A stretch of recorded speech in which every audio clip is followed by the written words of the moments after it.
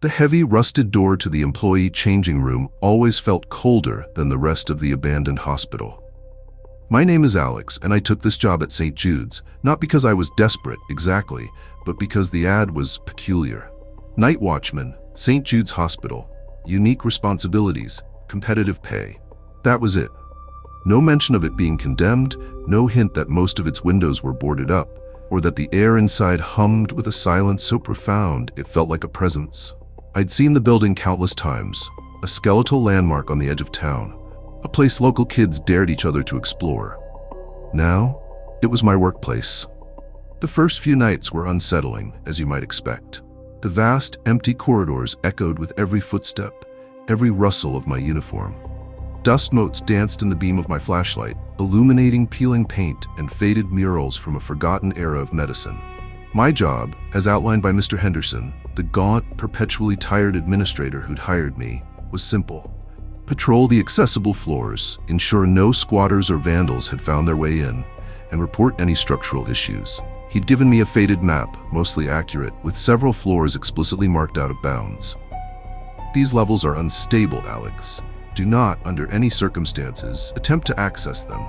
They are structurally compromised, and we are awaiting demolition permits. He'd emphasize this with a pointed finger, his eyes, usually distant, suddenly sharp. But there was one floor, not marked unstable, not even on my map, that became the focal point of my unease. It was the 7th floor. The elevator, an ancient contraption that groaned like a dying beast, only went up to the 6th. To reach the 7th, you had to take a service staircase, tucked away behind a linen closet on the 6th floor. On my first patrol, curiosity, that dangerous human flaw, had gotten the better of me.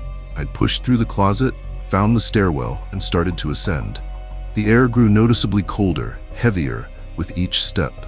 A faint, almost imperceptible hum seemed to vibrate through the concrete. As I neared the top, a metallic scent, like old blood mixed with ozone, grew stronger. I stopped, my hand hovering over the door handle. A deep, guttural sigh seemed to emanate from beyond, a sound that wasn't quite human, not quite animal. My heart hammered against my ribs. I retreated, adrenaline pumping, and didn't attempt that staircase again for weeks. The rules Henderson had given me were sparse, almost cryptic. Check all exterior locks at 2 a.m. Do not engage with anyone you find inside. Simply report their presence. Under no circumstances should you attempt to turn on the main power grid. And of course, the unstable floors are off limits. He'd given me a small portable radio, its static hiss a constant companion, but had explicitly stated it was only for emergencies and only to contact him. There was no direct line to the outside world from St. Jude's. My shifts were from 10 p.m. to 6 a.m. 8 hours of solitude, punctuated by the creaks and groans of an old building settling, or perhaps something else. I began to notice patterns. A particular draft that always seemed to follow me down the 3rd-floor surgical wing. The faint, sweet smell of formaldehyde on the 4th floor, which was supposed to be the maternity ward. And the persistent, almost rhythmic thudding that seemed to come from directly above me sometimes when I was on the 6th floor. Always from above, always from the 7th. One night, about a month into the job, I found a stack of old patient files in a dusty records room on the 2nd floor. They were brittle, yellowed, and smelled of decay. I shouldn't have looked, but the temptation was too strong. I flipped through them, reading names, diagnoses, dates. Most were from the 1960s and 70s. Then I found one, tucked near the bottom of the stack, dated much more recently, Outubro de 2003.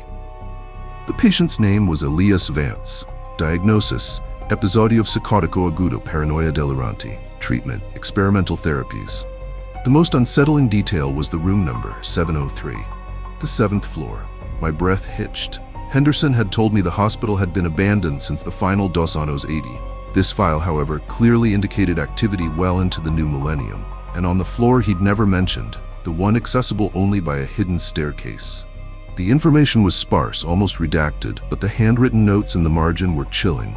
Subject displays increased sensitivity to auditory stimuli. Reports whispers from walls. Aggression escalating, requires constant sedation. The final entry, dated 12 de Novembro de 2003, simply read, "Subject transferred, location undisclosed." Transferred? from a hospital that was supposedly abandoned. The next night I brought the file with me. The silence of the hospital felt different now, imbued with a new, sharper edge. The thudding from the 7th floor seemed more insistent, almost deliberate.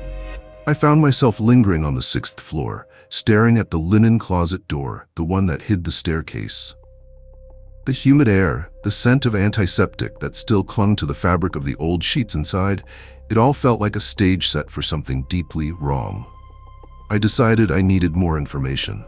I started researching St. Jude's on my breaks at home. Online archives, old newspaper clippings, anything I could find. What I discovered was a patchwork of conflicting information. The official story was that the hospital closed due to funding issues and dwindling patient numbers in 1987. But a few obscure local forums, long-dead message boards, hinted at something darker. Whispers of a fire on the 7th floor in the early 90s, quickly contained, but never officially reported. Mentions of a specialized research program in the early 2000s, targeting patients with severe neurological disorders. And a recurring, chilling phrase, the 7th seal. One forum post from 2005 captured my attention. It was written by someone claiming to be a former orderly at St. Jude's, recounting strange occurrences during their employment in the early 2000s. They spoke of a wing on the 7th floor that was always locked, always guarded, of patients who would arrive and never be seen leaving, of a constant low-frequency hum that seemed to emanate from that wing, a sound that made the orderlies' teeth ache. The post ended abruptly, with the user stating they knew too much and would be going dark. The account was unverified, of course, but it resonated with the Elias Vance file, with the strange sounds I'd heard, with Henderson's evasiveness. The next time I saw Henderson, I tried to be subtle. "Mr. Henderson," I began, trying to keep my voice even. "I was just curious, about the history of St. Jude's. It's such an old building." He looked up from his paperwork, his eyes narrowing slightly. "A long, rather unremarkable history, Alex, like most hospitals of its era. Why do you ask?" I hesitated. I found some old files, some patient records. One of them was dated much more recently than the official closure date. A patient named Elias Vance from 2003. A flicker of something, annoyance, fear, crossed his face. "Those files should have been incinerated. Sloppy work. St. Jude's was officially closed in '87. Any records you found after that date are anomalies, perhaps misfiled. Or perhaps someone was using the building for unauthorized purposes before we secured it for demolition." He dismissed it with a wave of his hand, but his gaze lingered on me a moment too long. "Just stick to your patrols, Alex, and remember the rules, especially about the unstable floors." He didn't mention the 7th floor specifically, but the subtext was clear. The following night, the thudding from the 7th floor was louder, more insistent. It wasn't just rhythmic now, it sounded like something heavy being dragged, then dropped, over and over. A creeping dread settled over me. I found myself on the 6th floor, drawn to the linen closet, the hidden staircase. The air grew heavy, thick with that metallic ozone scent. I could almost taste it. My heart pounded. I knew I shouldn't, but the mystery, the sheer impossibility of what I was hearing, was a magnet. I pushed open the linen closet door. The stairwell was dark, the emergency lights long dead. I flicked on my flashlight, its beam cutting through the oppressive blackness. Dust motes danced in the light, swirling like phantom snow. Each step I took echoed, amplifying the sound of my own breathing. The thudding continued, a slow, methodical thump, drag, thump, drag. It was coming from just above. Finally, I reached the top. The door was a heavy, industrial-grade steel, unlike any other door in the hospital.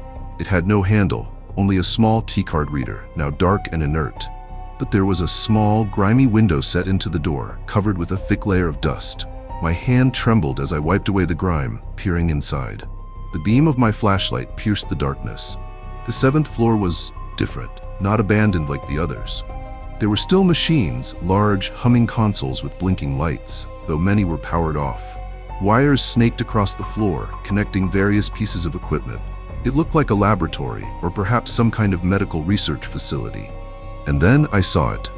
In the center of the room, a large cylindrical chamber, made of some kind of reinforced glass, stood tall. And inside, suspended in a clear, viscous liquid, was a figure.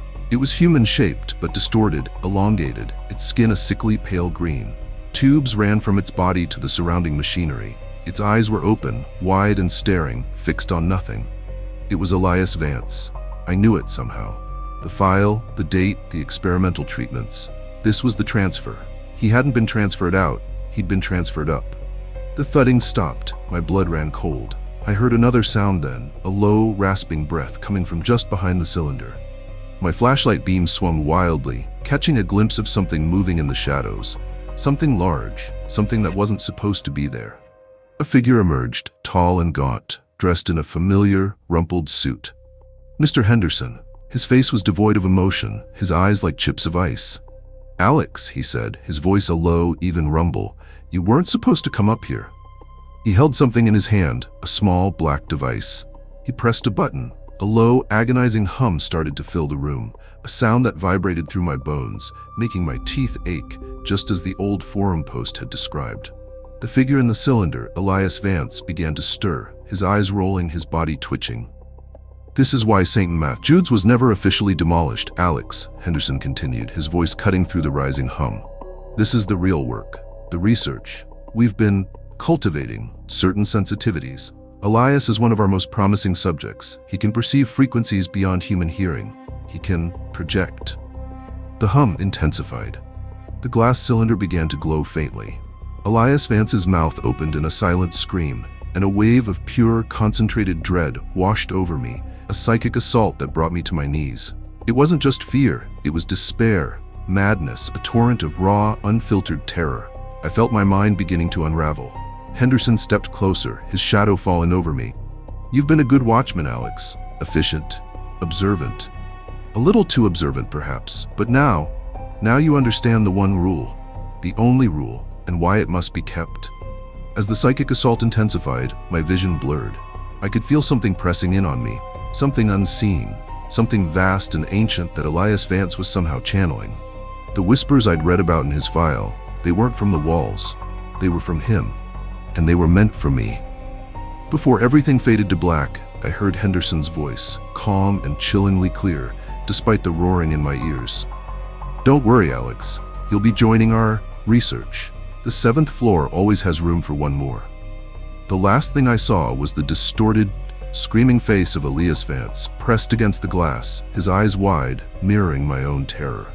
The hum reached a crescendo, and then only darkness and silence. A profound, echoing silence, far more terrifying than any sound. If you've ever found yourself wondering about the stories behind abandoned places, the ones that seem to hum with a secret life, consider what lies beneath the surface. Sometimes the most innocent-seeming job can lead you down a path you never intended, to truths far more unsettling than any fiction. And sometimes, the rules aren't just about safety, they're about keeping you from seeing what's truly hidden.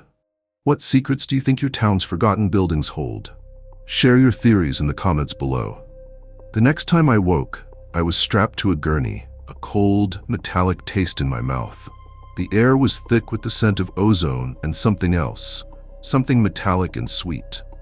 Above me, a fluorescent light flickered, casting long, dancing shadows. I tried to move, but my limbs were heavy, unresponsive. My head throbbed with a dull ache, and a low, persistent hum resonated deep within my skull. It was the same hum I'd heard on the 7th floor, the one that made my teeth ache. A figure loomed over me. It was Henderson, his face still impassive, but a flicker of something, satisfaction perhaps, in his eyes. He held a syringe, its needle glinting under the harsh light. "Welcome back, Alex," he said, his voice soft, almost paternal. "We had a small setback, a natural resistance to the initial conditioning, but we're making progress." I tried to speak, but my tongue felt thick, clumsy. Only a guttural moan escaped my lips. "Don't worry," he continued as if reading my thoughts. "You'll adapt. Everyone does, eventually. The 7th floor has a way of expanding one's perceptions. You'll learn to appreciate the nuances of the frequencies, the whispers, the projections." He injected the contents of the syringe into my arm. A cold, burning sensation spread through my veins, followed by a wave of profound calm, a terrifying numbness that enveloped my senses. My struggles ceased, my muscles relaxed. "You see, Alex," Henderson explained, now pacing slowly around the gurney, his voice a droning monotone. St. Jude's was never truly abandoned. That was the cover. The truth is, it was repurposed for a very specific kind of research. The human mind, Alex, is capable of so much more than we understand, especially when subjected to the right stimuli, the right frequencies. He gestured vaguely around the room. I could now dimly perceive the outlines of other gurneys, other figures, similarly restrained, similarly still. They were shrouded in shadow, but I could feel their presence, a collective hum of quiet despair. And then I saw Elias Vance.